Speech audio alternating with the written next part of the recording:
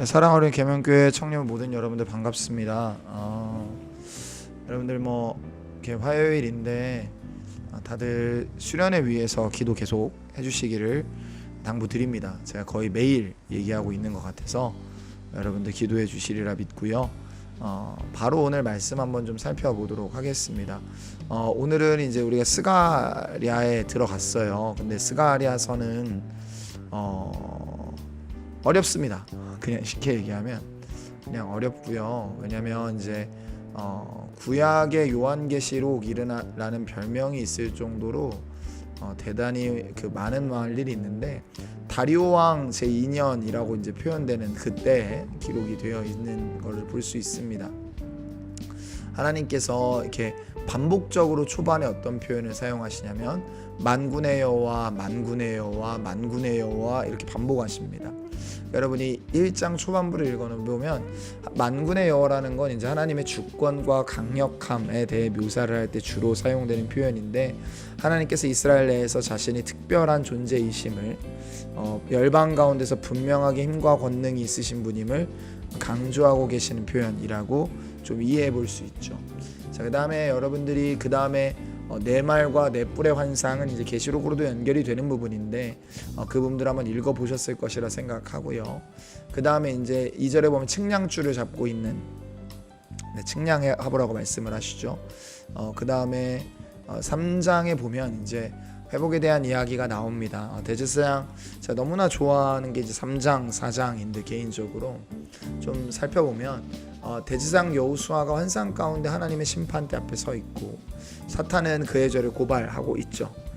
그런데 1절에 보면 사탄이 그의 오른쪽에 서서 그를 대적하는 것을 보시고 여호와께서 자신에게 말씀을 하십니다. 그러니까 원래 고소고발하는 사탄의 말에 따라 하나님께서는 스가랴 대제사장 여호수아를 향하여서 어떤 고발을 하시거나 이제 화를 내시거나 하셔야 되는데 하나님께서 그렇게 하시는 게 아니라 되려 사탄을 향하여서 분노하시죠. 그러면서 하나님께서 말씀하십니다. 내가 택한 백성이다. 그리고 다 타버린 지하 같은 걸 내가 알고 있다라고 그들에게 말씀을 하십니다. 그런데 내가 불에서 건져내지 않았느냐라고 말씀을 하십니다.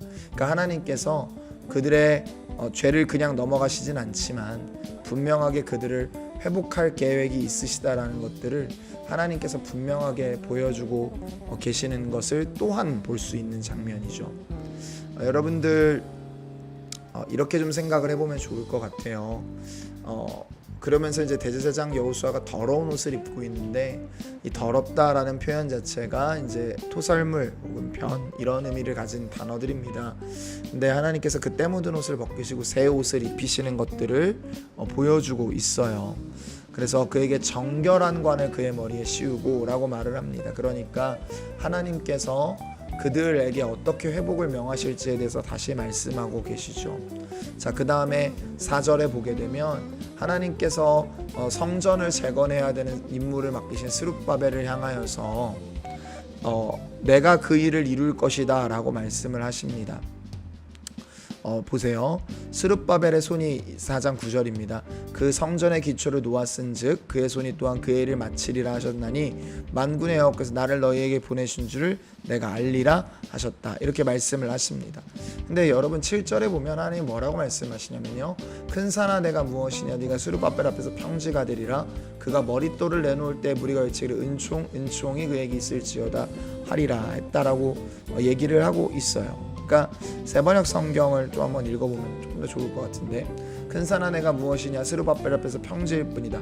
그가 머릿돌을 내놓을 때에 사람들이 그 돌을 보고 아름답다 아름답다 은혜다 은혜다 라고 이제 외칠 것이다 라고 말할 것이라는 거죠. 그래서 이제 10절에 보면 우리 개역개정엔 작은 나라라고 멸시하는 자가 누구냐 라고 말하고 근데 개번역 성경을 보면 이게 좀 더 와닿을 것 같은데 시작이 미약하다고 비웃는 자가 누구냐라고 이제 말씀을 하십니다. 그러니까 하나님께서 회복될 성전의 영광을 보여주고 계시는 거죠.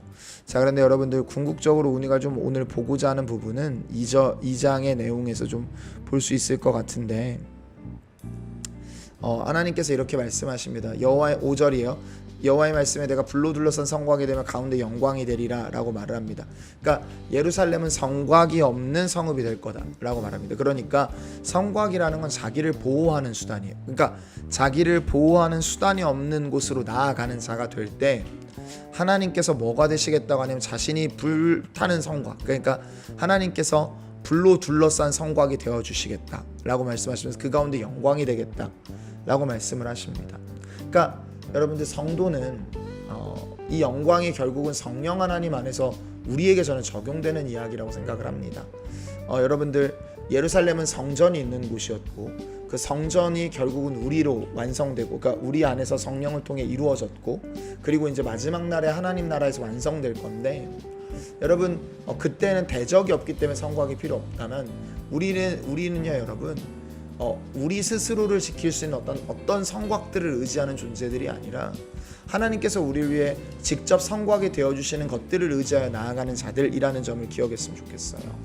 그러니까 하나님께서 예루살렘이 성곽이 없는 곳이 될 거라고 말씀하시는데, 여러분 때론 우리가 아무런 성곽이 없는 것 같은 모습으로, 그러니까 나를 지킬 수 없는 곳으로, 때론 누군가와 마주돼야 되는 그 공터로 나아가야 될 때, 그러니까 함께 해야 되는 그 자리에 나아갈 때 하나님께서 우리가 하나님을 의지하고 나아갈 때 하나님께서 우리를 위한 불타는 불성곽이 되시겠다고 하십니다. 그러니까 그 하나님을 신뢰하고 나아가는 우리가 될 수 있기를 바랍니다. 우리를 지킬 수 없는 곳에서 우리를 지키시는 여호와를 만나는 오늘 하루가 되기를 간절히 바라며 우리가 그런 마음으로 오늘 하루를 또 나아가면 좋을 것 같아요. 기도할까요? 하나님, 우리를 위해 불타는 성곽이 되시는 주님, 우리의 죄를 용서하시고 우리를 통하여서 이루실 일을 완성하시는 주님, 때로는 그럴 때 우리가 우리 스스로를 지킬 수 없는 곳에 나아갈 때가 있습니다. 그때 주 여호와 하나님께서 우리를 위하여 불타는 성곽이 스스로 되어주시는 것들을 보고 나아가는 우리 되도록 도우소서. 아버지께서 함께 하실 것들을 믿고 감사드리며 우리를 구원하신 나사렛 예수 그리스도의 이름으로 기도했습니다. 아멘.